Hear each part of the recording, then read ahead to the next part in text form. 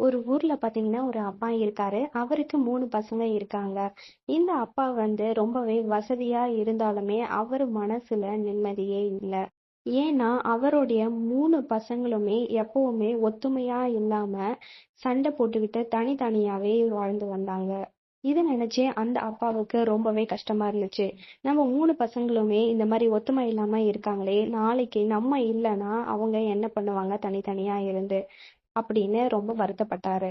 ஒரு நாள் அந்த அப்பா அந்த 3 பசங்களையும் கூப்பிட்டு, உங்களுக்கு ஒரு போட்டி இருக்கு. அதுல யாரு ஜெயிக்கிறீங்களோ அவங்களுக்கு பரிசு கண்டிப்பா உண்டுன்னு சொன்னாரு. இத கேட்டதும் பசங்க ரொம்பவே ஆர்வமா வந்தாங்க.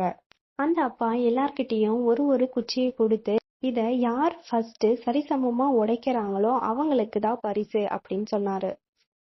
3 பேருமே குச்சிய சரிசமமா உடைச்சிட்டு, நான் தான் உடைச்சேன், நான் தான் ஃபர்ஸ்ட் உடைச்சேன்னு சண்டை போட்டுட்டு இருந்தாங்க.